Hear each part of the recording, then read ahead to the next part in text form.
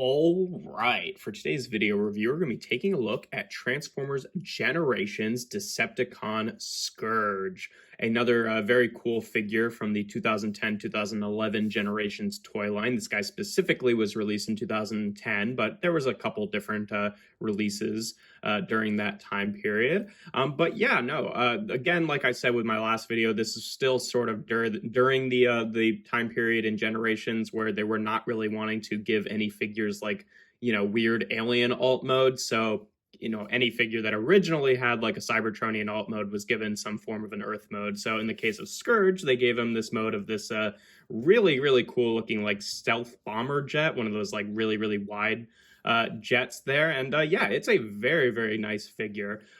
He does have some landing gear underneath here, just like three little pieces. They don't roll or anything, but they do flip out, and he's got virtually no undercarriage. Like, this is really one of the most like complete jet formers that we've ever gotten in terms of like, not only just not having undercarriage, but also having like a very smooth underside as well, which is not usual even for figures that have a, like fairly sleek like silhouette, I guess, in jet mode. But yeah, no, I think this alt mode works for Scourge. Obviously, it doesn't really scale with anything just because, these kind of jets are enormous, just like looking at the size of the windows there. But still, it's a cool alt mode.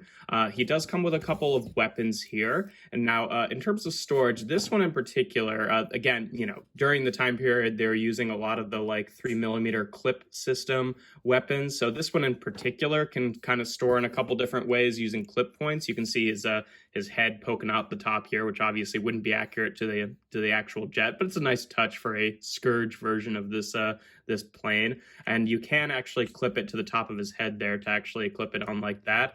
He also does have clip points underneath here and here, but they don't really work for this weapon in particular because the clip on it is like so shallow. So wouldn't really work for any of the, weapons that actually came with the figure, but for any of the other 3mm clip weapons, you could plug them on there. And this one doesn't really have anywhere to go using that system, but he did also have a very cool feature where if you just take the wings here and open them up, they double hinge open like that. Each of them has like a dedicated storage spot for these weapons. So with this one, you just fold it up like that, and it just sits into that spot like that, and you can just close the wing back up and then plug it back in. And then for this one, it's the same thing, but just with a spot for the other weapon there, which honestly, the double hinge on the wings always makes it a little bit annoying to get these open, but it's not too bad.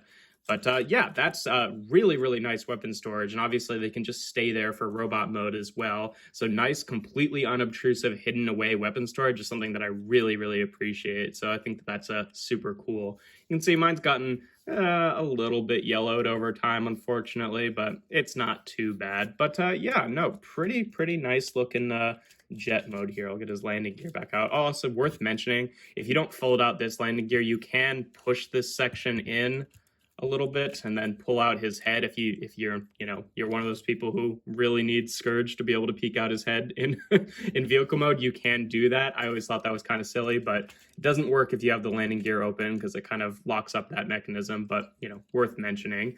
But yeah, in terms of comparisons in this mode, just for the standard one, here is with Kingdom Sideswipe. Obviously, no real scale there because this thing would have to be enormous, but to actually scale with a figure like this, he'd have to be like a commander or a Titan, or yeah, commander's class or a Titan class. So, it was never going to happen. But to show him off with another modern deluxe jet, here he is with Needle Nose.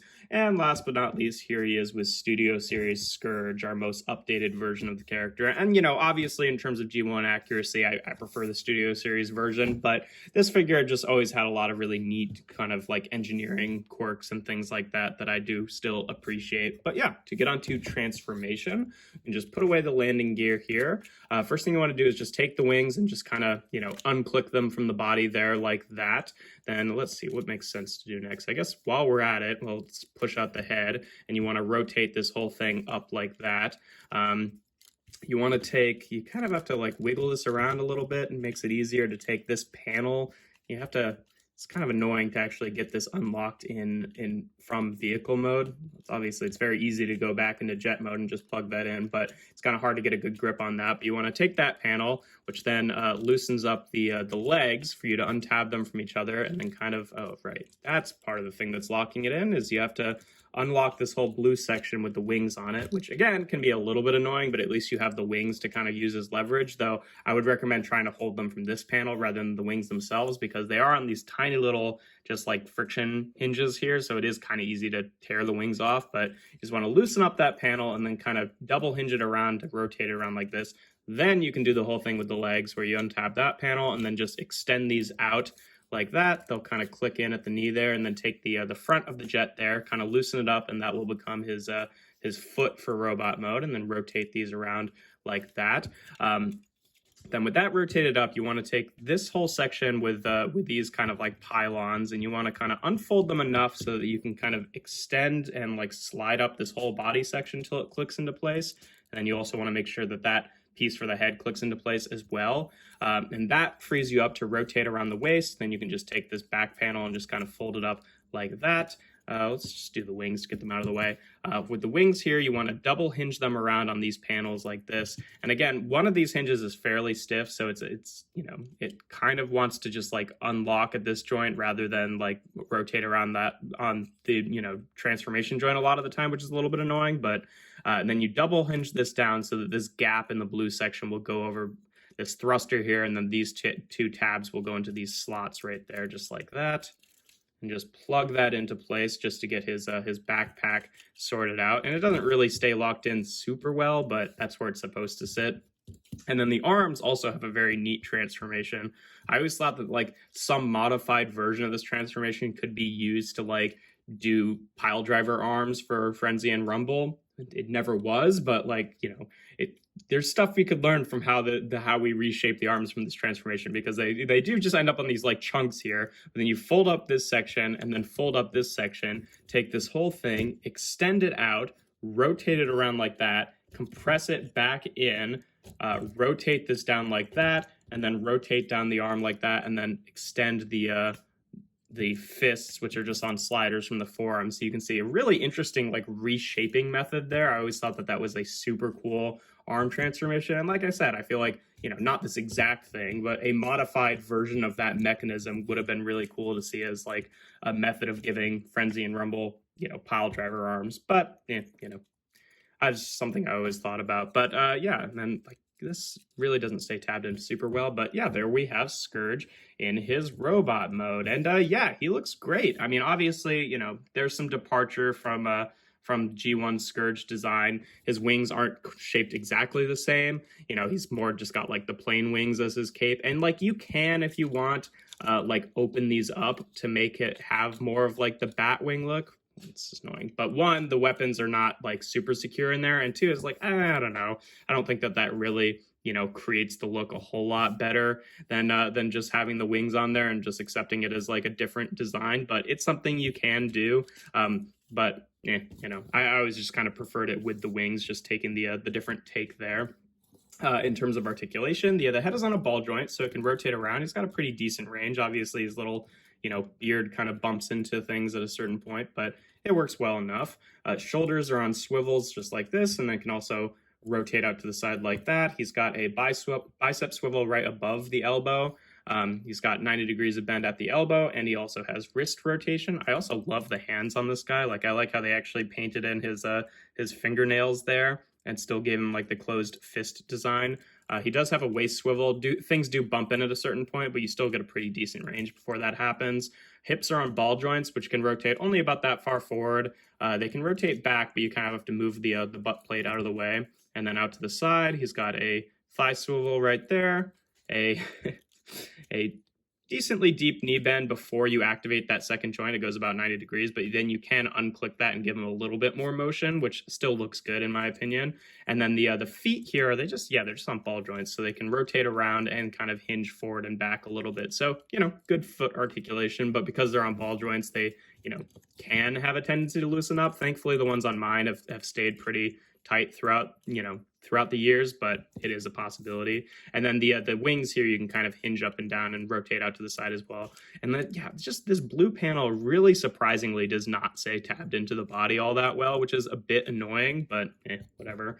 And then obviously in terms of his weapons, we can just open up the wings again, which again, always can be a little bit annoying, but still, I think that it's really cool that you know, he even has this option for storing things inside the wings. That's just a really neat feature there. And then you know, like there, that's what that looks like if you want these fully folded up to the side. And then obviously you can just use those as storage in robot mode as well if you don't want them holding the weapons. But there's a couple different options with weapons here. This one does have a fold out little handle here, so you can have him, you know, kind of dual wield these by, you know, having one in one hand and one in the other. But obviously you can also use the clip on the smaller weapon to plug onto the top of the bigger weapon, which sort of recreates the look. Like, this gun is definitely inspired by the look of his original target master Fracas, even though it obviously doesn't become a little guy or anything. But still, that's a nice homage there. But yeah, no, I think he looks pretty good holding his weapon, and you can still do the thing where you know, clip this onto the top of his head if you want. For whatever that's worth. But yeah, no, I usually just like him holding his gun or leave it in the wings. But it's a pretty cool little system here. I feel like the weapons on this guy are really successful. But yeah, in terms of comparisons in this mode, here he is again with Sideswipe and Needle Nose, just so you can see what he looks like with a few average modern deluxes. You can see pretty much average deluxe height there. And then here he is again with Studio Series Scourge, so you can see what he looks like with the most updated version. And yeah, you know, in terms of G1 accuracy, obviously you're going to want to go for the Studio Series version. But this guy is also just a fun toy in and of itself, even if you're not looking for that like definitive Scourge on your shelf. And you know, he scales better with modern figures as well, in terms of like most of the other members of his little crew being Voyagers or higher. So like a deluxe Scourge, you know, doesn't really work as well anymore, but still he's just a fun toy. But yeah, that's pretty much all there is to him. He's a good toy. I'd say that the main problem I have with him is just like this backpack not staying in place. He does have kind of a I don't want to say clunky, but there are parts of the transformation where you have to struggle to kind of like get things past each other or find the right place to like grab certain things. It's just not super like smooth, but he does have a really interesting sort of involved transformation that a lot of the figures of the time period kind of had, which is still something I appreciate, even if it's not, you know, as easy to turn them from one mode to the other as a lot of modern figures. There's not as much attention to like the smoothness of the transformation, I guess, as a lot of modern figures would have, but still it's a pretty neat conversion scheme. And I love the fact that he's got the weapon that like properly stores inside the wings, completely unobtrusive in both modes. He's got a great looking vehicle mode with like virtually no undercarriage aside from like the landing gear, and a pretty good looking robot mode as well. So yeah, just a very cool figure, and definitely, you know, worth checking out if you can never get your hands on one nowadays. But yeah, that's pretty much all there is to him. Yeah, I guess he does technically have like the shoulder problem where like the swivel is at his shoulder and the hinge is at the body rather than the other way around. So you have to like maneuver it weirdly for him to like, you know, fold out his arm and then fold his arm out to the side. But you know, whatever. That's hardly unique to him. But yeah, if you enjoy my videos, make sure to leave a like and consider subscribing to the channel. I do reviews every Tuesday, Thursday, and Sunday. And without further ado, here we have Transformers 2010 Generations Scourge.